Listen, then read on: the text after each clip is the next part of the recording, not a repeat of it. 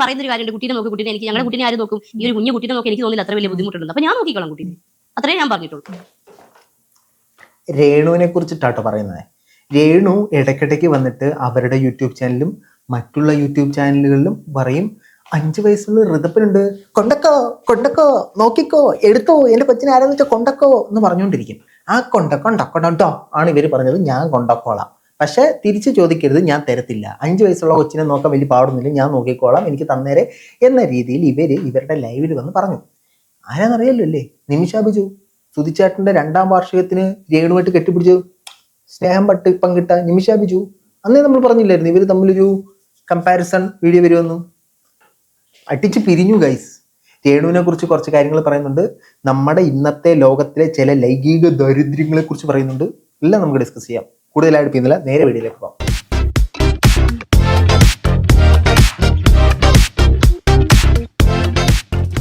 എല്ലാ പ്രിയ സുഹൃത്തുക്കൾക്കും പുതിയ വീഡിയോയിലേക്ക് സ്വാഗതം. നിമിഷ ബിജുവിനെ നിങ്ങൾക്കൊക്കെ അറിയത്തില്ലേ? നിമിഷ ബിജുവിൻ്റെ ഒരു ഇന്റർവ്യൂ വന്നിട്ടുണ്ട്. ഈ നിമിഷ ബിജു ആരാന്ന് ചോദിച്ചു കഴിഞ്ഞാൽ മെമ്പർഷിപ്പ് ലൈവുകളുടെ രാജകുമാരി നിമിഷ ബിജു. ഇവർ ലൈവ് വരുമ്പോഴത്തേനും ലേശം മോഡേൺ ഡ്രസ്സൊക്കെ ഇട്ടിട്ടാണ് വരുന്നത്. അപ്പം അതുകൊണ്ട് തന്നെ ആൾക്കാർ ലേശം കുൽസിതമായിട്ടുള്ള കാര്യങ്ങളൊക്കെ ചോദിക്കും. അതിനിവർ ലേശം ചീത്തയൊക്കെ വിളിക്കും. അതാണ് ഇവരുടെ ഒരു ലൈവിൻ്റെ ഒരു സ്റ്റാൻഡ് എന്ന് പറയുന്നത്. അതായത് നിങ്ങൾ വന്നോണം, കണ്ടോണം, സൂചിപ്പിച്ചോണം, കുറച്ചൊന്ന് പതപ്പിച്ചോണം, പൊക്കോണം. കൊണച്ച ചോദ്യം ചോദിച്ചു കഴിഞ്ഞാൽ വായിരിക്കുന്നത് കേൾക്കും പുള്ളിക്കാരുടെ. അതാണ് നിമിഷ ബിജുവിൻ്റെ ലൈവ്. എനക്കറിയില്ല കേട്ടോ, ഞാൻ കണ്ടിട്ടില്ല. പറഞ്ഞു കേട്ടറിവിനെക്കാട്ടിലും വലുതാണല്ലോ നിമിഷ ബിജുവിൻ്റെ ലൈവ് എന്ന സത്യം. അപ്പോൾ നിമിഷ കുറച്ച് കാര്യങ്ങൾ ഇതിനകത്ത് പറയുന്നുണ്ട്, രേണുവിനെ കുറിച്ച് സംസാരിക്കുന്നുണ്ട്, അതോടൊപ്പം തന്നെ മറ്റു കുറച്ച് കാര്യങ്ങൾ പറയുന്നുണ്ട്. ആദ്യം നമുക്ക് രേണുവിൽ തുടങ്ങാം. രേണു ഗണപതിക്ക് അടിച്ച് തുടങ്ങണമല്ലോ. രേണുവിനെ പറ. രേണുസുതി എന്ന് പറയുന്നത് ചേച്ചിയുടെ കൂട്ടുകാരിയാണെന്നുള്ളത് ഇങ്ങനൊരു അലിഗേഷൻ ലൈവിൽ വന്ന് പറഞ്ഞപ്പോൾ രേണുസുതി റെസ്പോണ്ട് ചെയ്തില്ല. ഇല്ല. ഈ അലിഗേഷൻ എന്ന് പറഞ്ഞാൽ മറ്റൊന്നുമല്ല കേട്ടോ. കൊണ്ടക്കോ എന്ന് പറഞ്ഞ കുഞ്ഞിനെ ഇങ്ങ് കൊണ്ടെന്നോ ഞാൻ നോക്കിക്കോളാം, പക്ഷെ ഞാൻ തിരിച്ചു തരത്തില്ലെന്ന് പറഞ്ഞാണ് ഈ അലിഗേഷൻ. ലൈവിൽ ഇങ്ങനെ ഇവർ പറഞ്ഞു എന്നാണ് അവകാശപ്പെടുന്നത്. നമ്മൾ പറഞ്ഞില്ലായിരുന്നു, നമ്മൾ കാണാറില്ല, എനിക്കറിയില്ല, പൈസ കൊടുത്തിട്ട് ഇമാര് ലൈവ് ഒന്നും ഞാൻ കാണാറില്ല, പൈസ കൊടുക്കാതെയും കാണാറില്ല. I am good boy no. ബാക്കി പറ. അവളെ ഞാൻ ശരിക്കും പറഞ്ഞാൽ ഞാൻ അവളെ കാണാൻ വേണ്ടി പോയി. ഞാൻ സുധിച്ചേട്ടൻ വഴി പരിചയപ്പെട്ട ഒരാളാണ്. ഇവിടെ വഴി ഞാൻ കോൺടാക്ട് ഇല്ലായിരുന്നു. സുധിച്ചേട്ടൻ വഴി ഞാൻ പരിചയപ്പെട്ടു. ആ സമയത്ത് അന്ന് പോയിട്ട് വന്നതിന് ശേഷം കഴിഞ്ഞ ദിവസം അവർക്ക് ഒരു PRP എടുക്കാന്ന് പറഞ്ഞു തലയിൽ. അപ്പൊ ഞാൻ അവനെ കോൺടാക്ട് ചെയ്ത് കഴിഞ്ഞപ്പോഴത്തേനും കുറെ മെസ്സേജ് ഇട്ട് വോയിസ്. അപ്പൊ ഞാൻ നോക്കിയിട്ട് പറയാം, കൊച്ചിയിൽ വരുമ്പോൾ വിളിക്കാന്ന് പറഞ്ഞ് മെസ്സേജ് ഇട്ടു. പിന്നെ ഞാൻ അതിന് ശേഷം കുറേ മെസ്സേജ് ഇട്ട് ഇവിടെ ഫോൺ വിളിച്ചിട്ട് ഫോൺ എടുത്തിട്ടില്ല. ഞാൻ അന്നിട്ട് വാട്സപ്പ് ഏകദേശം ഒരു 2 ആഴ്ച കണ്ടായി തോന്നുന്നു. അന്നിട്ട് മെസ്സേജ് പോലും പുള്ളിക്കാരി ഇന്ന് ഓപ്പൺ ആക്കിയിട്ടില്ല. താൻ ആരും ഓപ്പൺ ആക്കാൻ? രേണുസുധയുടെ ലെവൽ അറിയാമോ? ഇപ്പോ രേണുസുധയെ വിളിക്കണമെങ്കിൽ മുൻകൂട്ടി അപ്പോയിന്റ്മെന്റ് എടുക്കണം. രേണുവിനേക്കാൾ വലിയ ആളുകൾ വിളിച്ചാലേ രേണു എടുക്കും. നിങ്ങൾ ആരാ നിങ്ങൾ? നിമിഷ? ഏത് നിമിഷ? രേണു എവിടെ കിടക്കുന്നു, നിമിഷം എവിടെ കിടക്കുന്നു? കോൾ എടുക്കേണ്ട ആവശ്യമില്ല രേണുവിന്, മനസ്സിലായോ? അതാണ് രേണുവിൻ്റെ ഒരു സ്റ്റാൻഡ്. രേണുവിനെ കുറിച്ച് കാലാകാലങ്ങളായിട്ട് പറയുന്ന ഒരു കാര്യമാണ്, പുള്ളിക്കാരി ഫോൺ നമ്പർ ഇടക്കിടക്ക് മാറും, പരിചയമുള്ള ആളുകളെ പോലും അവോയ്ഡ് ചെയ്യും. വീട് പണിത് കൊടുത്ത ഫിറോസിക്ക വിളിച്ചിട്ട് എടുത്തിട്ടില്ല, പിന്നെയാണ് ഒരു ചരമവർഷത്തിൽ നിന്ന് കെട്ടിപ്പിടിച്ച നിമിഷ. ഈ ഫോൺ വിളിച്ചാൽ എടുക്കാനുള്ളതാണ് ഫോൺ. ഞാൻ ഫോൺ വിളിച്ചെടുക്കാറില്ല കേട്ടോ, എനിക്ക് ഈ ഒരു പ്രശ്നമുണ്ട്. അതല്ലല്ലോ ഇവിടുത്തെ കാര്യം, രേണു നമ്മുടെ കാര്യം. അപ്പോൾ ഫോൺ വിളിച്ചിട്ട് എടുത്തില്ല, പുള്ളിക്കാരി അവോയ്ഡ് ചെയ്തു. പക്ഷേ സുധിച്ചേട്ടൻ്റെ വാർഷികത്തിന് വന്നിട്ട് കെട്ടിപ്പിടിക്കുന്നു, സ്നേഹം പങ്കിടുന്നു, മധുരം കൊടുക്കുന്നു, എടുത്ത് തല വെച്ചോണ്ട് ടിങ്കിട്ടിക്ക ആടുന്നു. ബാക്കി പറ. അത് കഴിഞ്ഞപ്പോൾ ഞാൻ അവളുടെ സ്റ്റാറ്റസ് കണ്ടു. എനിക്ക് കൂടുതൽ എൻ്റെ വാട്സപ്പ് ഞാൻ നോക്കാറില്ല, കൂടുതലും കോൾ എന്നെ വിളിക്കുക, നോർമൽ കോൾ വിളിക്കുക, വാട്സപ്പ് ഞാൻ അങ്ങനെ നോക്കാറില്ല എന്നൊക്കെ പറഞ്ഞ് മെസ്സേജ് ഇട്ടേക്കും സ്റ്റാറ്റസ്. അപ്പോൾ ഞാൻ നോർമൽ കോൾ വിളിച്ചപ്പോഴും അങ്ങനെ പുള്ളിക്കാരി എടുത്തില്ല എന്നാണ് എനിക്ക് തോന്നുന്നത്. പിന്നെ ഞാൻ വിളിക്കാൻ നിന്നില്ല, പിന്നെ ഞാൻ എൻ്റെ തിരക്കും കാര്യങ്ങളൊക്കെ ആയിട്ട് ഞാൻ അങ്ങനെ പോയി. നല്ല കാര്യം, വീണ്ടും വിളിച്ച് മെഴുകാതിരുന്ന നല്ല. നിങ്ങൾക്ക് ഏറ്റവും നല്ല എന്താണെന്നറിയോ? നിങ്ങൾക്ക് ആവശ്യത്തിന് അധികം വിവാദങ്ങൾ നിങ്ങൾ സ്വന്തമായിട്ട് ഉണ്ടാക്കുന്നുണ്ട്. രേണുവായിട്ട് ബന്ധപ്പെട്ട ഒരു വൃത്തിയായിട്ട വിവാദം നമുക്ക് വേണ്ട. വളരെ വെടിപ്പുള്ള വിവാദങ്ങൾ നിങ്ങൾ ഉണ്ടാക്കുന്നില്ലേ? ഇതിനാണ് രേണുവിൻ്റെ വിവാദം. അവരെ വിളിക്കണ്ട, അവരുടെ പാട്ടിന് പോട്ടെ. ഇനി ഇത് മാത്രമല്ല, ഇവർ ഈ മെമ്പർഷിപ്പ് ലൈവിൽ വന്നിട്ട് ലൈവ് പോകുമ്പോഴത്തേനും ഇവരോട് ചെറിയ ആൾക്കാർ വന്നിട്ട് കുറച്ചേ കുൽസിത ചോദ്യങ്ങൾ ചോദിക്കും. അങ്ങനെ ഇവരോട് ചോദിച്ച കുറച്ച് കുൽസിത ചോദ്യങ്ങൾ ഞാൻ നിങ്ങളെ കേൾപ്പിച്ചു തരാമേ. പല ആൾക്കാരും പറഞ്ഞു, ഞാൻ വീട്ടിൽ ജോലികൾ മൊത്തം ചെയ്തു തരാം, ബാത്റൂം കഴുകി തരാം, പൈസ ഒന്നും വേണ്ട, നിങ്ങളുടെ വീട്. നീ ആരടാ അബ്ബാസോ ബാത്റൂമും കൊണ്ട് വരാൻ? 99.99% കീടാനും കഴുകിക്കളയാൻ അങ്ങനെ ഒരു സർവീസ് ഉണ്ട്? എൻ്റെ പൊന്നളിയാ, ഞാൻ ഇവിടെ വൃത്തികേടാകുമ്പോൾ ഞാൻ പറയാം, അല്ലെ നീ ഒരു കാര്യം ചെയ്യും, KSRTCയുടെ ബാത്റൂം നീ വൃത്തിയാക്ക്, ഒരു ജനസമൂഹ സേവനമെങ്കിലും ആവട്ടെ. അബ്ബാസ് അപ്പോൾ ഉള്ളതായിരുന്നില്ലയോ? ബാക്കി പറഞ്ഞാൽ മതി എന്നൊക്കെ പറഞ്ഞ് കുറെ ആളുകൾ വരുന്നുണ്ട്. അത് എന്റെ ലൈവിൽ മാത്രമല്ല, ഞങ്ങൾ ലൈവിൽ ഒരുപാട് ലേഡീസ് ഉണ്ട്. ആ ഒരുപാട് ലേഡീസിന്റെ അക്കൗണ്ടുകളിൽ വരുന്ന ഒരു സംഭവമാണ് എന്നെ അടിമയാക്കുന്നത്. ഇന്നലെ ലൈവ് ഇട്ട് വന്നതാണ്, ചേച്ചിയുടെ നെയിൽ കണ്ടപ്പോൾ തന്നെ എനിക്ക് മൂടായിരുന്നു. എന്റെ ഈ ഒരു നഖം കണ്ടിട്ട് മൂടായവനെ നീ വല്ല മൂലക്കിരിക്കുന്ന പരിപാടിയും കാണിക്കുമല്ലോടാ നീ. ഇല്ല, അവന് നഖം കണ്ടിട്ട് അവന് മൂടായി പോലും. ഇതിനകത്ത് ഞാൻ ഈ വീഡിയോ എടുക്കാനായിട്ടുള്ള മറ്റൊരു കാരണം ഇതാട്ടോ. നമ്മുടെ സമൂഹത്തിൽ ഇപ്പോൾ ഒത്തിരി ആളുകൾക്ക് ഇത്തരം ഒരു ചിന്താഗതിയുണ്ട്, അടിമയാക്കുക, ഞാൻ അടിമയെ പോലെ സെർവ് ചെയ്യാം, എന്നെ അടിമയെ പോലെ ട്രീറ്റ് ചെയ്യൂ. ഞാൻ കുറച്ച് നാളുകൾക്ക് മുമ്പ് ഒരാളുമായിട്ട് സംസാരിച്ചിട്ടുണ്ടായിരുന്നു. ആളുമായിട്ട് സംസാരിച്ച് വന്നപ്പോഴാണ് ആൾക്ക് ഈ ഇതുപോലൊരു നേച്ചറാണ്. ഇതുപോലെ നേച്ചർ എന്ന് പറഞ്ഞാൽ ഒരു പെൺകുട്ടിയെ പരിചയപ്പെടുന്നു, ആ പെൺകുട്ടിയുടെ അടിമയാവുന്നു, ആ പെൺകുട്ടി പറയുന്ന എന്ത് കാര്യങ്ങളും ചെയ്യുന്നു. അതൊരു പ്രത്യേകതരം ഫാൻറ്റസി വേൾഡാണെന്നാണ് പറയുന്നത്.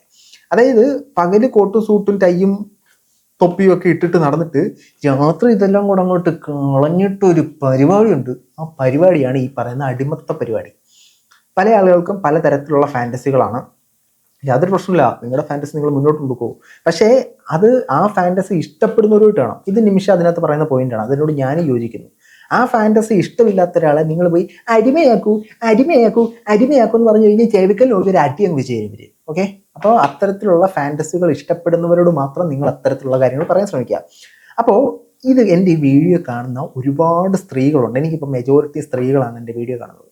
കാണുന്ന സ്ത്രീകളെ നിങ്ങൾ ശ്രദ്ധിക്കൂ. ഒരു ആണ് നിങ്ങളെ അപ്രോച്ച് ചെയ്യുന്നുണ്ടെങ്കിൽ അത് നിങ്ങളുടെ അപ്പനോ നിങ്ങളുടെ സഹോദരനോ നിങ്ങളുടെ ഭർത്താവോ അല്ലെങ്കിൽ നിങ്ങളുടെ കൂട്ടുകാരനായിക്കോട്ടെ നിങ്ങളുടെ കസിൻ ആയിക്കോട്ടെ, ഒരു മോശം ഇൻറ്റൻഷൻ കാണാനുള്ള സാധ്യതകൾ വളരെ വലുതാണ്. അങ്ങനെ കാണുമെന്നല്ല കേട്ടോ പറയുന്നത്, അങ്ങനെ കാണാനുള്ള സാധ്യതകൾ വലുതാണ്. അത് കണ്ട് അറിഞ്ഞു നിൽക്കുക. ആണുങ്ങളുടെ മനസ്സ് നിങ്ങൾ മനസ്സിലാക്കിയേക്കുന്ന പോലെ അല്ല.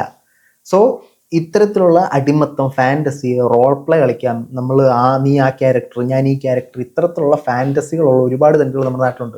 പലതരത്തിലുള്ള വീഡിയോസ് കണ്ടിട്ടായാലും പലതരത്തിലുള്ള മാഗസിൻസ് വായിച്ചിട്ടായാലും ഇങ്ങനെ ഒരു ഫാൻറ്റസി വേൾഡിൽ ജീവിക്കുന്ന കുറേ എണ്ണം നമുക്ക് ഇടയിലുണ്ട്.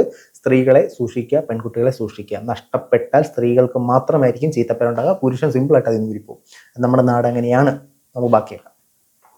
പീഡനത്തിനെതിരെ വന്ന ആണുങ്ങളെ ഉപദ്രവിക്കുക, അങ്ങനെ ഉപദ്രവിക്കുന്ന ആണുങ്ങൾക്കെതിരെ വരുമ്പോഴത്തേനും ആ വീഡിയോ ഇവർ സെയിൽ ചെയ്യുക എന്ന് ചെയ്തത്. സെയിൽ ചെയ്തതിന് ശേഷം പേഴ്സണലി വന്നിട്ട് എൻ്റെ മെസ്സേജിൽ വന്നിട്ട് എന്നോട് ചോദിക്കുക, ആ വീഡിയോ ഞാൻ കഴിച്ചു തരുമോ, ഞങ്ങളെ അങ്ങനെ ഉപദ്രവിക്കുമോ, ഹൈ ഹീലുള്ള ചെരുപ്പിട്ട് വന്നിട്ട് ഞങ്ങളെ എന്താ പറയാ ചുക്കാമണി ചവിട്ടി പൊട്ടിക്കോ. ഈ ചവിട്ടി അങ്ങ് പൊട്ടിക്കാൻ പറ്റില്ല, എൻ്റെ ചുരുളിയാക്കരുത് കേട്ടോ. നമ്മളെ വെറുതെ ചവിട്ടി അങ്ങ് പൊട്ടിച്ചേക്കണം. അവന് വേണ്ടെങ്കിൽ പിന്നെന്താ, ഒറ്റ ചവിട്ടിനെ പൊട്ടിയായാലും ആക്കണം, നല്ല ശരിയാകത്തുള്ളൂ. ഇല്ലെങ്കിൽ നമ്മൾ ആടിൻ്റെ ഫ്രൈ വെക്കുന്ന പോലെ ഫ്രൈ ചെയ്തിട്ട് വീട്ടിലെ പട്ടിക്കോ പൂച്ചയ്ക്കോ ഇട്ട് കൊടുക്കുക, അതുങ്ങൾ എത്തുമോ? അതും ഇട്ട് കൊടുക്കണ്ട. അപ്പോൾ ഇത്തരത്തിലുള്ള ഫാൻറ്റസി വേൾഡിലുള്ള ഒരുപാട് പേരുണ്ട്. ഒരു ചെറുപ്പക്കാരൻ അല്ലെങ്കിൽ ഒരു മധ്യവയസ്കൻ അല്ലെങ്കിൽ ഒരു കിളവൻ നിങ്ങളെ അപ്രോച്ച് ചെയ്യുമ്പോൾ നിങ്ങൾ മനസ്സിലാക്കേണ്ട ഒരു കാര്യം, നിങ്ങളെ പരിശുദ്ധമായ ഒരു സ്ത്രീ വരുന്നേ എന്നും പറഞ്ഞുകൊണ്ടല്ല ഇവനൊന്നും നിങ്ങളെ അപ്രോച്ച് ചെയ്യുന്നത്. ഒരുത്തനും അങ്ങനെയല്ല. ഇതിൻ്റെ പേരിൽ എനിക്ക് എന്ത് വിമർശനം വന്നാലും എനിക്കൊരു കോപ്പുമില്ല. ഒരുത്തനും അങ്ങനെയല്ല. അത് മനസ്സിലാക്കി എല്ലാവരും മുമ്പോട്ട് സേഫ് ആയിട്ട് നിൽക്കുക. ബാക്കിയും കൂടെ കേട്ട് നമുക്ക് പെട്ടെന്ന് നിർത്താം. സത്യമായിട്ടുള്ള കാര്യമാണ് ഞാൻ പറഞ്ഞു, നുണയല്ല ഞാൻ പറഞ്ഞു. ഇങ്ങനത്തെയൊക്കെ ചെയ്യുന്ന ലേഡീസ് ഉണ്ട്, അങ്ങനെ ചെയ്യുന്ന ലേഡീസും ഉണ്ട്, ജെൻസും ഉണ്ട്. അവരൊക്കെ കണ്ടു അത് പറയണം കേട്ടോ. അങ്ങനെയൊക്കെ ചെയ്യുന്ന ലേഡീസും ഉണ്ട്. ഈ മര്യാദയ്ക്ക് നിൽക്കുന്ന ആൺപിള്ളേരെ പറഞ്ഞ് കൺവിൻസ് ചെയ്ത് അവരുടെ പരിധിക്ക് കൊണ്ടുപോകാൻ ശ്രമിക്കുന്ന പെൺപിള്ളേരും ഉണ്ട്. എന്നിട്ട് അവനെ ഇടോ നമ്മൾ ക്യൂട്ടല്ലടോ നമ്മൾ ഇതല്ലടാ എന്ന് പറഞ്ഞിട്ട് അവനെ ബ്ലാക്ക് മെയിൽ ചെയ്യുന്ന പെൺകുട്ടികളുണ്ട്. ഈ ഹണി ട്രാപ്പ് എന്ന് പറയുന്ന പെൺകുട്ടികൾ ഉദ്ദേശിച്ചാണല്ലോ. നമ്മുടെ നാട്ടിൽ ആ ദാരിദ്ര്യം ഉണ്ട്. ആ ദാരിദ്ര്യത്തിന് കൊണ്ട് കഴുത്ത് വെച്ച് കൊടുക്കാതിരിക്കുക, അറുത്തിട്ടങ്ങ് പോകും. അറുത്തിട്ട് പോയി കഴിഞ്ഞാൽ തിരിച്ചു കിട്ടത്തില്ല. ഞാനിത് ഇത്രയും കാര്യമായിട്ട് പറയുന്നത്, ഇപ്പോൾ എൻ്റെ വീഡിയോ കാണുന്നതിൽ 68% സ്ത്രീകളെ കാണുന്ന സ്ത്രീകളെ സേഫായിട്ടിരിക്കൂ, പോയി വള്ളികളിലൊന്നും ചാടാതിരിക്കൂ. ഇവരുടെ യൂറിൻ ചോദിച്ചിട്ടുണ്ടെന്നാണ് ഇവർ പറയുന്നത്. ഇവരുടെ അതൊക്കെ ഉണ്ടെന്ന് തോന്നുന്നു, കേട്ടോ. ഭയങ്കര വൈറ്റും ഒക്കെ ഇട്ട് അവർ നടക്കുന്നേ. പക്ഷെ അവരെ കണ്ടു നമുക്ക് അറിയത്തില്ല. നമ്മുടെ കൂടെ നടിക്കുന്ന അല്ല, നമ്മുടെ ഡെയിലി നമ്മൾ കണ്ടുപോകുന്ന ആൾക്കാർ പലരും ഇങ്ങനത്തെ സൈക്കോളുണ്ട്. ഇല്ല, അതതിനകത്ത് പറയുന്നില്ല. അവര് ഇവരുടെ യൂറിൻ ചോദിക്കുന്നുണ്ടോ. യൂറിൻ എന്തിന്? സേഫായിട്ട് വെക്കാൻ. ആടാ ലേലത്തിൽ വെക്കാടാ, വന്ന് മേടിച്ചിട്ട് പോകും. എന്തായാലും ഇത്തരത്തിലുള്ള വൃത്തികെട്ട വിഷയങ്ങളെക്കുറിച്ച് നിങ്ങളുടെ അഭിപ്രായം തീർച്ചയായിട്ടും കമന്റുകളെ രേഖപ്പെടുത്തി. മറ്റൊരു ആയിട്ടാണ് പറയാം.